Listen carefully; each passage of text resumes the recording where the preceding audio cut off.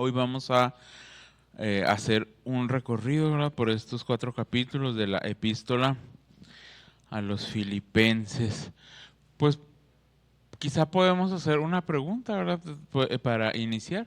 ¿Quiénes eran los filipenses? Bueno, pues si usted recuerda, cuando leímos Hechos, específicamente en el capítulo 16, ahí se nos cuenta, ¿verdad?, cómo Pablo, ¿quién más iba con él? Silas, Timoteo, Lucas, ¿verdad?, hacen su segundo viaje misionero. Ellos querían viajar para Asia, pero ¿qué pasó? El Espíritu se los impidió, ¿verdad? Les impide ir a Asia y una noche Pablo tiene un sueño. ¿Recuerdan?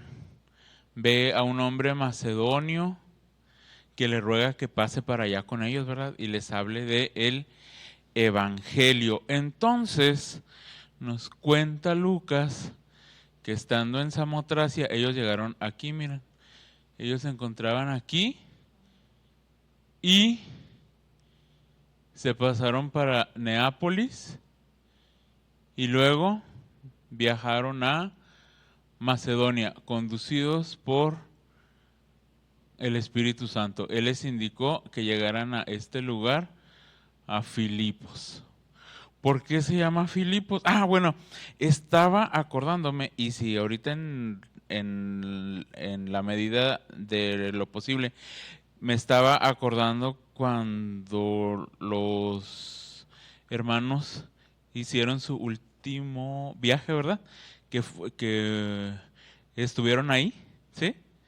Y recuerdo que nos compartían una foto uh, del río, donde muy probablemente se encontró Pablo con Lidia, ¿verdad? Bueno. Entonces, si ahorita nos pudieran platicar sobre esa experiencia. Bueno, llegan a Filipos y pues ya sabemos, ¿verdad? Ahí se encuentran con la vendedora de púrpura, con Lidia, ¿verdad?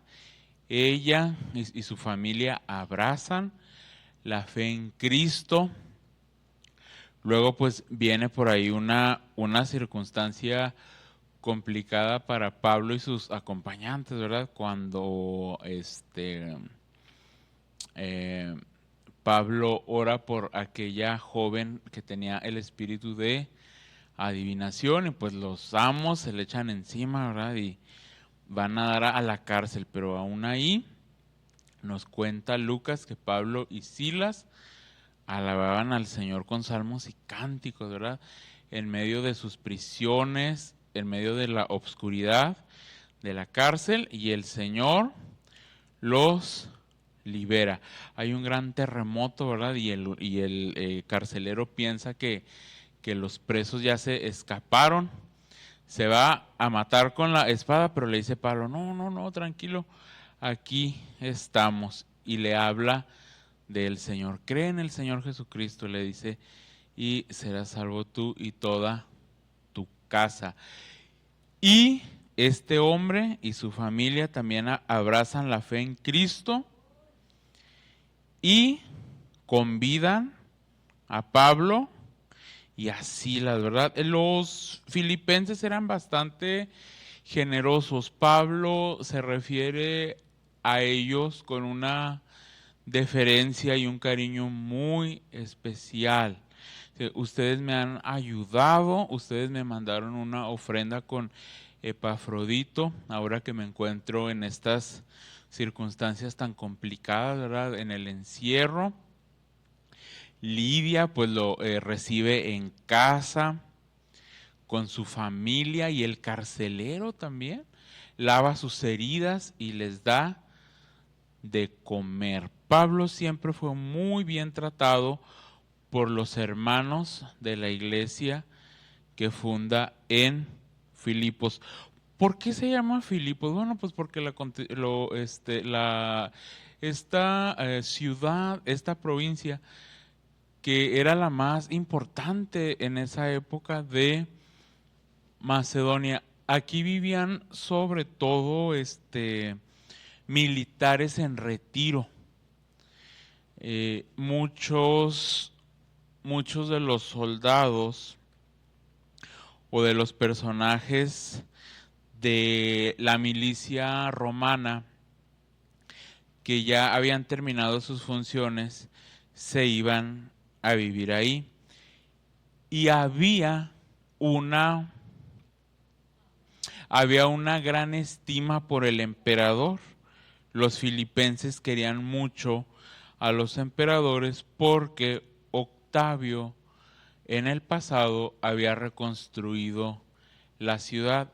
Entonces había un profundo sentido nacionalista de esa sociedad grecorromana que vivía ahí hacia el emperador. Y si recordamos, en esa época se exigía por parte del imperio adoración al emperador. No era un simple reconocimiento a su gobierno, era veneración, era adoración. Entonces, imagínense en qué problemón se mete Pablo cuando en Filipenses dice que Cristo es el Kyrios y el Sóter, el Señor y el Salvador, cuando esos eran solamente títulos que se daban a los emperadores. Eso nos da una pista del inicio y la continuación de la persecución de la iglesia en Filipos, pero también hacia Pablo en Roma. No se nos debe olvidar una cosa, y siempre que hablamos de la iglesia del siglo I, ¿verdad?, no podemos evitar mencionar a este hombre que fue uno de los grandes o el gran perseguidor de la iglesia en el siglo I, Nerón, ¿verdad?, que ya hemos platicado en otras ocasiones de su biografía, pero bueno, fue uno de los grandes perseguidores. Ya habíamos comentado también que muy probablemente bajo su gobierno mueren Pablo y Pedro, ¿verdad?, en Roma. Pablo, pues nos dice la tradición que muy probablemente murió decapitado, y Pedro, pues crucificado boca abajo. Bueno, la carta o la epístola a los filipenses, pues es una carta de amistad y de exhortación. Pablo escribe, Pablo se dirige hacia sus hermanos de Filipos con mucha gratitud, con mucho cariño. De hecho, si usted recuerda, en el capítulo 4, él los llama gozo mío, corona mía, ¿verdad? Son dos marcas, son dos señas de identidad, del afecto, de el cariño tan entrañable que Pablo sentía por los filipenses. Y es una carta también de exhortación. A veces, yo no sé si hemos entendido a veces mal el significado de exhortación. A veces lo creemos como un regaño, pero no, es un llamado a la atención, es un llamado hacia un remitente que está realizando, que está conduciéndose de una manera equivocada, y mediante la exhortación que trae un ejemplo de lo que tú estás haciendo mal, pero de lo que no debes hacer, y lo compara con un ejemplo de lo que sí se debe hacer, para que ese remitente, esa persona, se conduzca nuevamente por el buen camino. Es un llamado a la atención, es un apercibimiento, es una alerta. Es una alerta. Vas mal por este lado, te puede ir mejor si te vas por aquí. Mira el ejemplo. Eso es conocida también, ¿verdad?, como la carta del gozo. Y dirá usted, qué contradictorio, pues si Pablo la escribe desde la cárcel, ¿verdad? Dice Pablo, estando en mis prisiones, que esto era terrible porque muy probablemente Pablo estuvo encadenado durante todo el periodo en el que estuvo encarcelado en Roma, en este contexto, ¿verdad? Muy probablemente estuvo encadenado, por eso incluye a Timoteo en la salutación, dice Pablo y Timoteo, siervos de Jesucristo. ¿Por qué?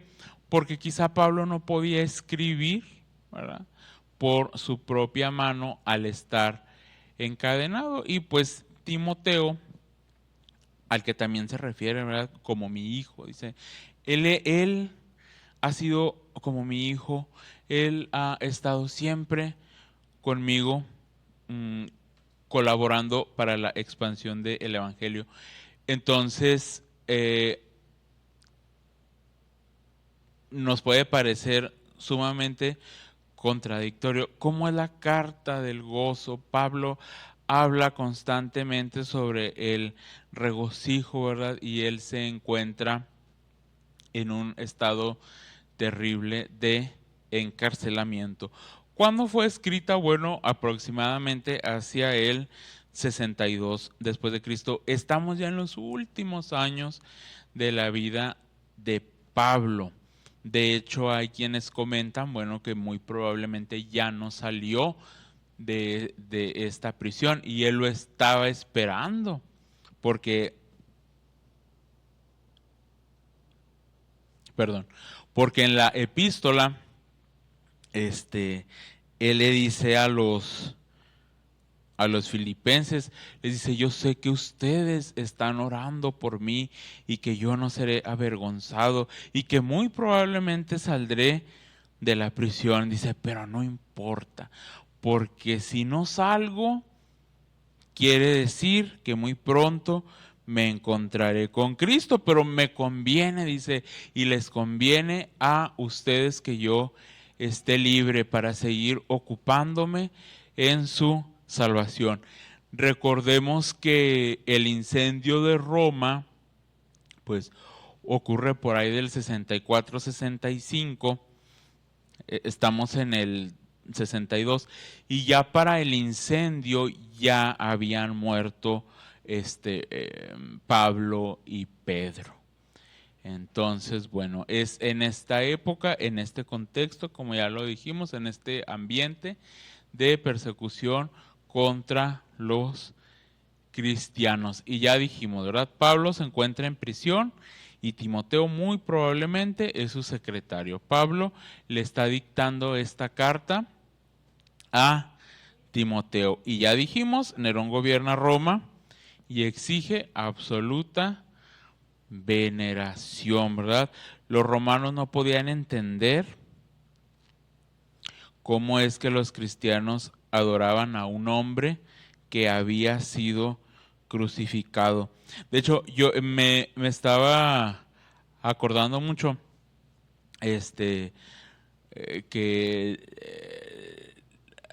la primera Biblia que tuvo mi papá fue una Thompson, que aún existe, ya está muy deteriorada, pero existe. Y yo creo, yo tendría unos 7 o menos, yo creo, años. Y recuerdo que una vez revisándola, en las partes del apéndice venía una nota sobre por qué Pablo menciona que para los romanos el evangelio y la adoración a Cristo era para perdición, era una locura. Y me acuerdo que venía una lámina donde se mostraba que se había encontrado un grabado en una pared, una especie como de lo que ahora se conoce como un grafiti, ¿no? Donde había una imagen de una cruz con un burro crucificado y luego decía, Alexamenos adora a su Dios. Para los romanos era una locura que los cristianos adoraran a un hombre que había sido crucificado. Pero Pablo les dice, sí, nada más que el Señor lo exaltó.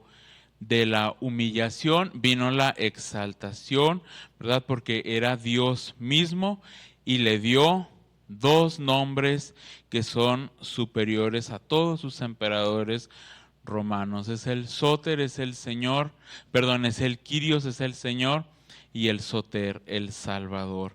Así es. Bueno, vamos al capítulo 1. ¿Qué pasa en el capítulo 1? Bueno, pues Pablo, como ya dijimos, expresa su aprecio por los filipenses, ¿verdad? Pero pondera, reconoce sobre todo que ellos, a pesar de la adversidad, porque les dice, ustedes conocen en la situación en la que yo me encuentro y ustedes también están participando ahora mismo de esta adversidad, de la persecución por mi fe en el Señor. Pero reconoce, dice, ustedes han permanecido fieles a el Evangelio. Y también, ¿verdad?, les reconoce todo el amor y la generosidad que siempre le han mostrado. Como ya dijimos, Filipos era una iglesia sumamente desprendida y generosa. De hecho, también habían dado una ofrenda, ¿verdad?, a los hermanos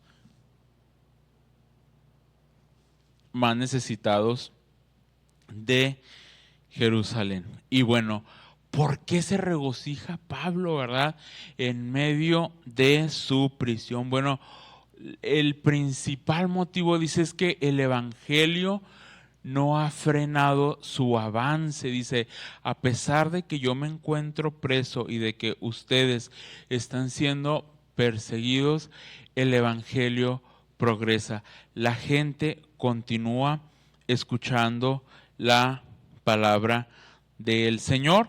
Y Pablo se maravilla porque dice, todo el pretorio ha conocido que estoy en prisión por mi fe en Cristo. Esto es un dato bien interesante y bien bonito porque ¿sabe cuántos soldados había en el pretorio? Aproximadamente 500. Hay quien dice que toda la guardia pretoriana se conformaba por más soldados.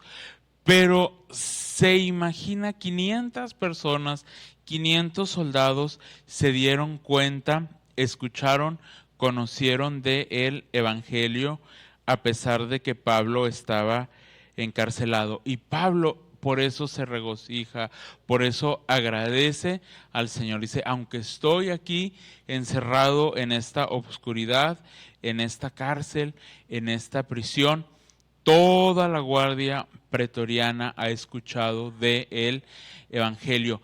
Y esto es muy importante también, porque los presos como Pablo, que, y lo entrecomillo, se rebelaban contra el imperio, eran considerados presos de alto riesgo.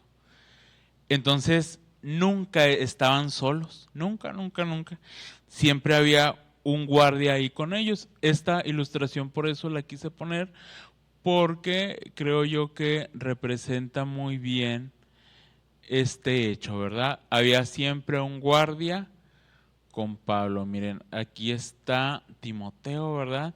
El secretario y Pablo. Bueno, cada 4 horas tenían que cambiar a un soldado. Cada 4 horas terminaba la guardia de este hombre, de este centinela que estaba custodiando a Pablo. O sea, cada 4 horas una persona conocía del Evangelio de Cristo. Y Pablo por eso se regocija. Dice, a pesar que estoy aquí en el encierro, el evangelio no ha frenado. El evangelio continúa escuchándose. O sea que Pablo se evangelizó a todos los guardias, a todos los soldados del pretorio. ¿Cómo ven, queridos hermanos? ¿Qué les parece esto maravilloso, ¿verdad, mi hermana? Así es. Muy bien, y no solo por eso se regocija Pablo, sino también dice, no solo porque todos los soldados ya fueron evangelizados, no, sino que porque los cristianos en Roma, ¿verdad? Ya fueran fueran gentiles conversos o fueran judíos conversos, ¿verdad? Judeocristianos, dice, también todos los cristianos que están en Roma, a partir de mi testimonio, a partir de que se han dado cuenta que yo continúo predicando, hablando del Señor, ellos han cobrado valor para hablar de su fe en Cristo, que no era nada fácil, hermanos. Ya lo hemos platicado, era muy difícil, era muy complicado vivir en Roma siendo cristiano.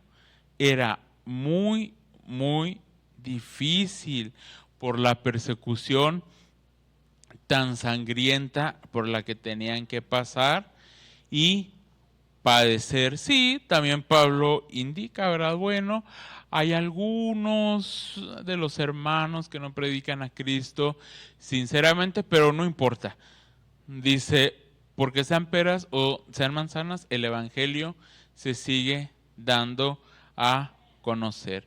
Y quise destacar este versículo 18 del capítulo 1. En esto consiste el gozo de Pablo. ¿Qué pues? Que no obstante, de todas maneras, o por pretexto o por verdad, Cristo es anunciado. Y en esto, ¿qué dice? Me gozo y me gozaré aún. ¿Cómo ven, hermanos? Esto es precioso, es bellísimo. Bueno, como ya dijimos en este primer capítulo, Pablo, pues sí, guarda la esperanza de su liberación, pero él sabe que si el proceso judicial por el que está pasando resulta en condena a través de la muerte, se encontrará con Cristo. Dice Pablo, yo no he perdido nada, porque si me sacan de la cárcel, bueno, pues continuaré predicando, pero si me matan, voy a participar de la resurrección de los muertos, de la misma resurrección de Jesús. Bueno, y por primera vez Pablo invita a los hermanos de Filipos a estar unidos y a combatir juntos por la fe de el evangelio. Algo muy importante que les dice Pablo. Bueno, acuérdense ustedes, mis hermanos, si pudieron leer la epístola, que Epafrodito había estado pasando por una enfermedad bastante grave, va hacia los hermanos de Filipos, ellos le dan la ofrenda para Pablo y Epafrodito le platica la situación por la que está atravesando la iglesia. Le dice, no solo hay un conflicto social, político, no solo hay una persecución imperial por parte del gobierno, sino que también en la iglesia han estado surgiendo ciertas contrariedades, ciertos problemitas, y por eso les hace un llamado Pablo, ¿verdad? Por eso esta carta es exhortativa. ¿Cómo les dice Pablo? Les invita a estar unánimes. Estuve buscando la definición unánime. Uno, hay quien lo traduce como tener una misma mente. Si recuerdan ustedes en el capítulo 2, Pablo, al poner el ejemplo de Cristo, ¿verdad? Con apartado que muchos han llamado como el poema de Cristo, les habla a tener el sentir de Cristo, pero también se puede traducir como un solo espíritu, una sola ánima, un solo espíritu. ¿Cuál espíritu? El espíritu de el Señor.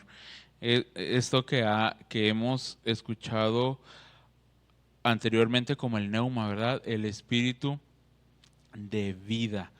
Así es. Entonces Pablo los invita a estar unánimes, que tengan una sola mente y a trabajar, a colaborar juntos en un solo espíritu. Le dice, porque si ustedes están unánimes, no habrá ni vanidad ni competencia.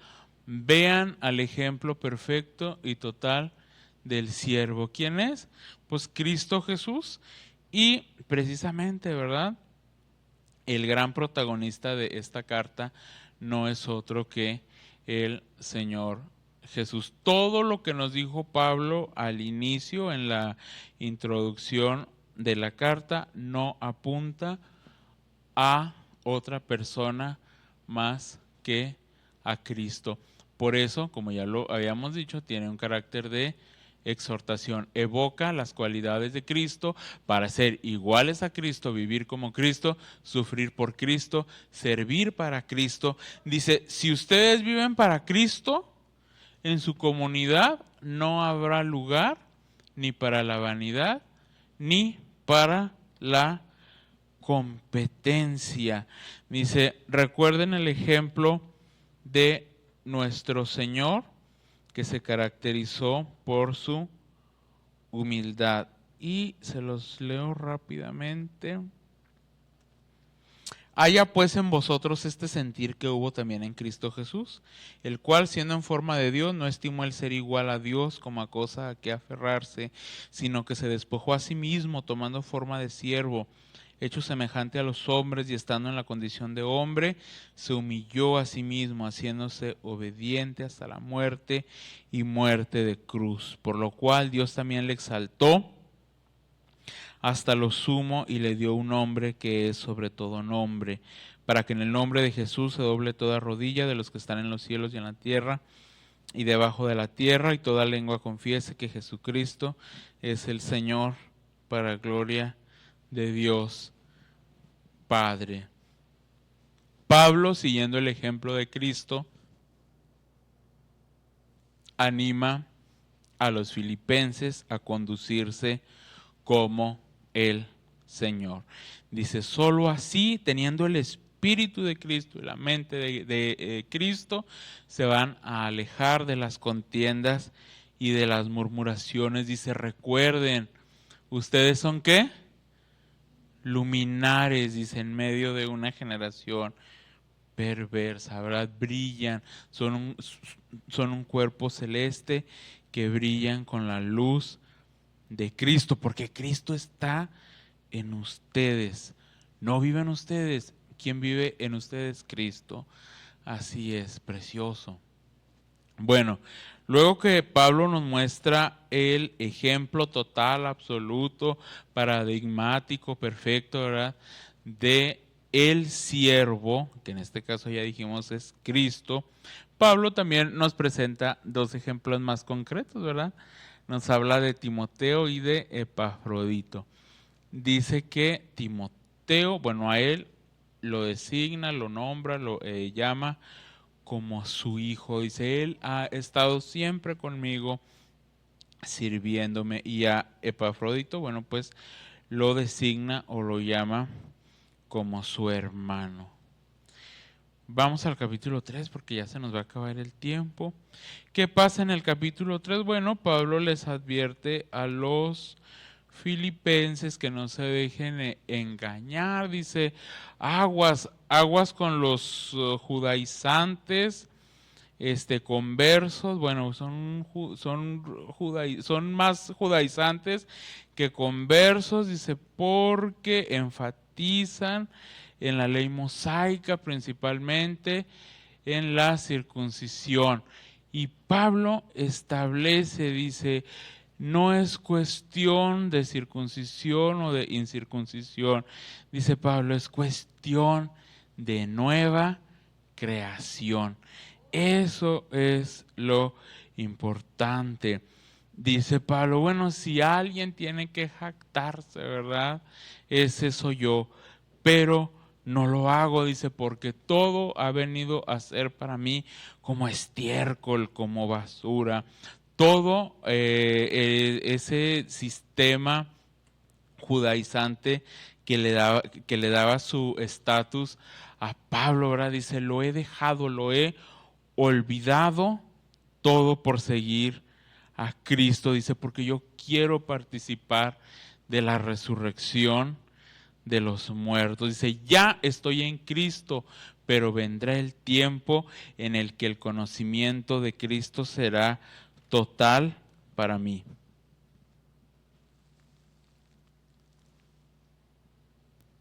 Esto es en el capítulo 3, usted lo puede releer en su casa con más calma. Y Pablo ejemplifica esto a través de la competición, ¿verdad? De la carrera grecorromana. Acuérdense que estamos en ese contexto y bueno, para que sus lectores o sus escuchas, mejor dicho, ¿verdad? Porque la carta era leída frente a la congregación, pues pudieran comprender. Dice, a mí ya todo lo del pasado ya no me importa. Dice, yo voy hacia la meta. Miren, como lo estuve buscando si realmente habla de la carrera a dos piernas o lo que se vino a llamar como la cuadriga, pero bueno, vendría siendo lo mismo, porque el objetivo era llegar a la meta, al blanco, ¿verdad? En este caso es la futura vida junto a Cristo, porque Pablo también enfatiza mucho en el día de Cristo. Dicen, acuérdense, el Señor está cerca. Dice, un día vamos a ver al Señor regresar y participaremos todos de su gloria. Por eso les dice, acuérdense, su ciudadanía está en los cielos. Era muy importante para los romanos, ¿verdad? Este asunto, este tema de la ciudadanía. No sé si, pues ya hace algunos años que también lo veíamos,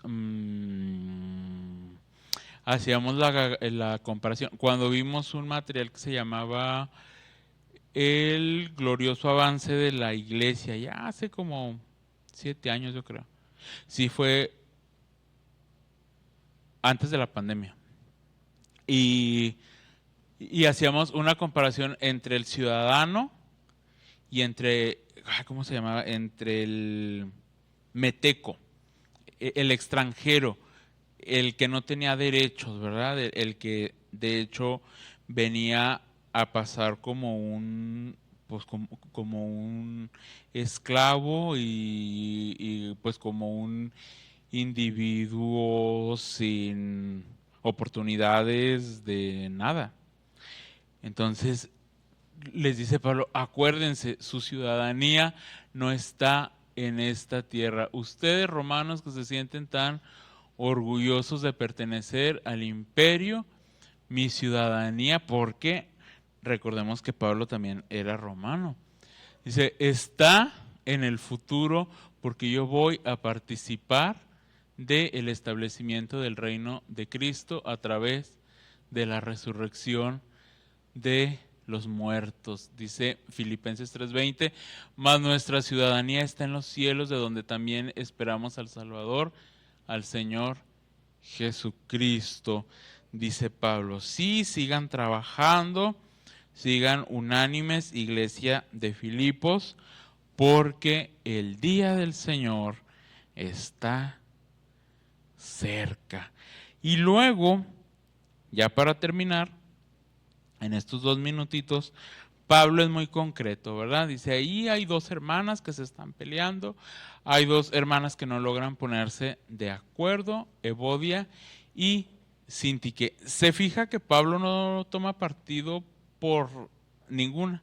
No dice, dile a Evodia que se porte bien. No, dile a Sintique que ya no se ande portando mal con Evodia. No, le dice a las dos. Dice, se tienen que poner de acuerdo, dice, porque ellas combatieron valerosamente conmigo, ¿verdad? Estas dos mujeres muy probablemente pues eran dos líderes destacadas en la iglesia de Patmos, de Filipos, pero pues hubo por ahí alguna contrariedad entre ellas, pero dice Pablo, lo que importa es la armonía en la iglesia. Si quieren que el evangelio siga progresando, siga avanzando, sean unánimes, sean de un mismo sentir, sean de un mismo espíritu, de una misma mente, ¿verdad? Y les recuerda, regocijaos en el Señor siempre. Vean las circunstancias en las que yo me encuentro y yo no me estoy quejando, yo no estoy enojado, yo no estoy fastidiado, al contrario, porque sé que si no salgo de la cárcel yo me voy a ir con el Señor. ¿Cómo van a hacer que perviva este gozo en ustedes? A través de la comunión con Dios. Le recuerda también, dice, no vivan angustiados, presenten todas sus preocupaciones siempre al Señor mediante la oración y la gratitud, dice, y el Señor les va a dar paz. Y qué mejor ejemplo que él, ¿verdad? Que se encontraba en el encierro real. No era una cárcel ni metafórica ni emocional, no. Él estaba viviendo un encarcelamiento bastante concreto y bastante terrible. Dice también, piensen en todo lo que es verdadero, justo, puro, amable, digno de alabanza, ¿verdad? Le dice Pablo, en esto pensad. Y pues también Pablo les invita a tener contentamiento en toda situación. Y viene este versículo tan contundente, ¿verdad? Que yo no sé, a veces como que lo tomamos como una palabra mágica. Cuando algo tenemos que hacer, siempre, todo lo puedo en Cristo que me fortalece, pero no entendemos bien por qué lo dijo Pablo. Bueno, ya lo entendimos. Todo. Puedo estar satisfecho tanto en la abundancia como en la escasez, porque para Pablo Cristo lo es todo, todo. A Evodia, sí, sí, así es, mi hermano, así es.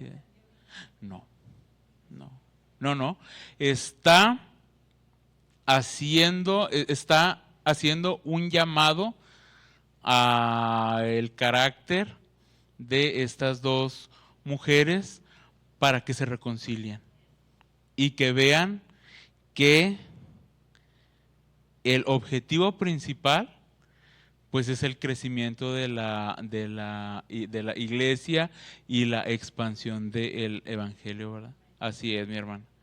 Bueno, y luego finalmente les reconoce, ¿verdad? Y les agradece su ayuda económica que le han mandado con Epafrodito. Y vamos a la conclusión. Bueno, pues esta epístola nos conduce a observar siempre a Cristo. Dice Pablo, Cristo es el Evangelio, Cristo es el Señor y el Salvador, Cristo es la vida, Cristo es el gozo, Cristo es el futuro y ¿por qué no? Cristo también es la muerte. Dice, porque si yo muero, yo voy a estar con el Señor.